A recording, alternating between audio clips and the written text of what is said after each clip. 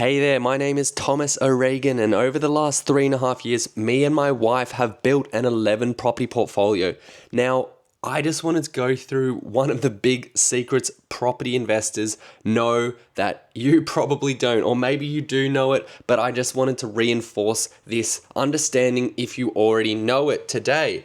But here is one of the biggest secrets I'm going to drop on you guys. So, most novice investors, most people looking to get into investment property, they are super scared of debt. They don't want it. They want to get rid of it as fast as possible. So what they end up usually doing is putting all their extra money into paying off their debt. So for example, I'm just going to give you a run through of how an investor would look at building a property portfolio and what the benefits are versus a skilled investor, versus a novice investor. And here we go. So basically, if you were a novice investor and you didn't understand debt, this is most likely how you're going to think about investing in property. You're going to think, okay, I'm going to buy a property. And for example, just for this example, we're going to use a $1 million property. So you'll go, okay, I can afford a $1 million property. Let's go and buy this $1 million property. And what are you going to do as a novice investor? You're going to go, I want to pay this property down as quickly as possible. I want to get rid of all this debt and I want to live debt free. I'm going to have a happy life with no debt. Just a little side note on that. The whole world is run on debt. Debt is what makes the world go round, believe it or not. Governments have debt, large companies have debt. It's all debt everywhere. That's how there's growth. That's how capitalism works. That's a side note, but anyway, so we're trying to get rid of our debt as a novice investor. Here we go. So, for example, say that novice investor had the capacity to save or spend $100,000 on reducing the debt on the $1 million property each year. So we're buying a $1 million property as a novice investor and we're just focusing on paying that debt down as quickly as possible. So over 10 years, we put $100,000 of our own money. Yes, I know it's a lot of money, but this is just an example to make something very clear to you guys later, the difference between a skilled investor and a novice investor. Okay, so after 10 years, guess what happens? That investor has paid $100,000 off their $1 million property every year for 10 years, and now they live debt-free and they have an investment property and it has rental income and it's amazing. That's great, but here's what they're missing. So if you're choosing to pay your debt down as quickly as possible, here's the actual opportunities you are missing out on. This is it. This is what a skilled investor would do, or this is just an example of what a skilled investor would do. Instead of paying down that debt using that $100,000 each year that they're saving or using to pay down the debt, what they're doing instead is they're using that $100,000 to buy another $1 million property. Okay, so they're using a 10% deposit and they're buying another $1 million property. So year one, they buy the first $1 million property. Year two, they've saved $100,000. They buy another $1 million property with a 10% deposit. Year three, they buy another one. Guess what happens after year 10? After year 10, the person who is operated like a skilled investor, reinvesting their money to build a larger asset base, has now got an asset base of $10 million, assuming that the property prices never even went up at all.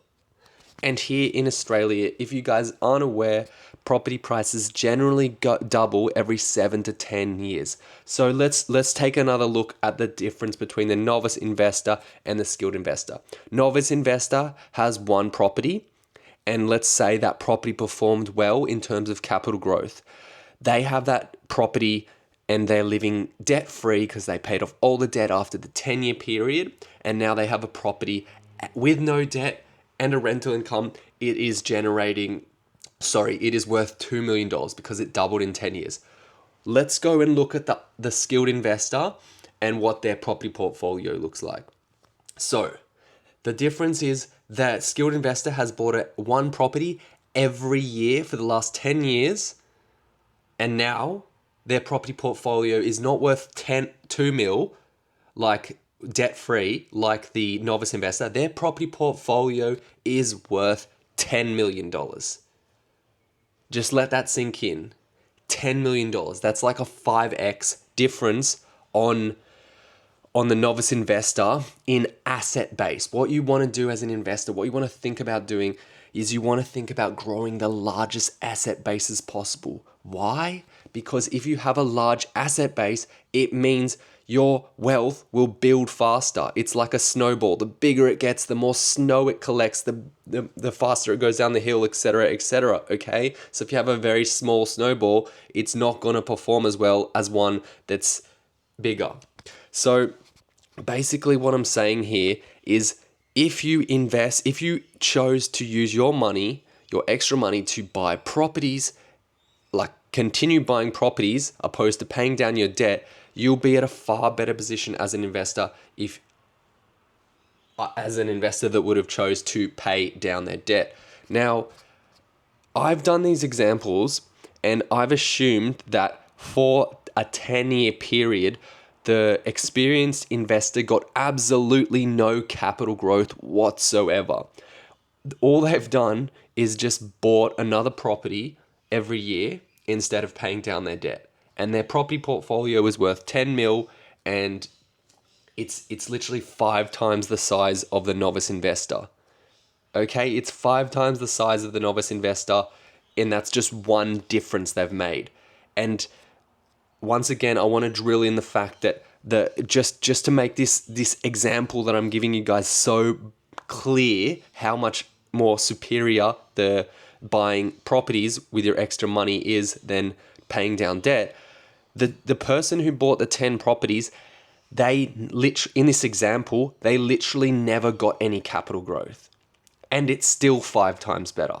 With no capital growth. This is a hack. This is what the novice investors don't understand that separates, a very skilled high-level investor from a novice investor. This is one thing. It's a secret, and I'm telling it to you guys. Please understand. If you have money that you can put forward to invest in property, do not pay down debt. Put it into buying more properties. Because imagine if the skilled investor also got capital growth on this property portfolio. Say, for example, they never got any growth for the first 10 years of buying their properties. And as we say, as most people say in Australia, properties double every 7 to 10 years. So for example, if the person that got no capital growth whatsoever in the process of buying 10 properties, and then then they held the properties for another 10 years, and then they got capital growth just by the normal rate, and then their capital growth, their properties portfolio doubled over the next 10 years. So their property portfolio went from $10 million to $20 million. And then the person who just bought one property, their property portfolio with one property was worth $2 million, and it doubled again and went to $4 million. Can you see the difference? Can you guys see the difference between how much better off you will be if you choose to put your money into increasing your asset base and growing wealth like that? Now, I just want to be clear in these examples and the way I would buy properties as an investor. And I not many people in Australia do this, but it's a bit off when it comes to, high level investing. Normal skilled investors don't buy properties. When I say normal skilled investors, I mean property investors that do it for a living. They actually live off their investments. They're not working a job and then they just have a investment hobby on the side. I mean, professional investors buy properties that are cash flow positive or at least cash flow neutral. Okay, so when I'm talking about building these portfolios, I would only be buying these properties if the rent is covering all the expenses. So it's not when I'm buying 1, 2, 3, 4, 5, 6, 7, 8, 9, 10 properties, it's not costing me any more money apart from the money that I'm putting in to acquire the property itself. I'm not buying properties each year that are cost. I wouldn't be buying properties each year that are costing me $100, $200 a week to hold on to, because once I get to number 10, I'm gonna have a ball and a chain on my leg, which is called a property portfolio, which is not what I want. So I don't want that.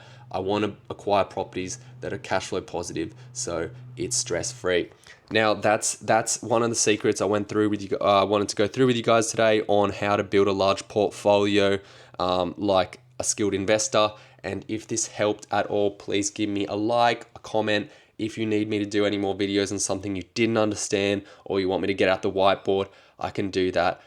Just hit the subscribe button as well. I really appreciate that. Okay, see you guys. Bye.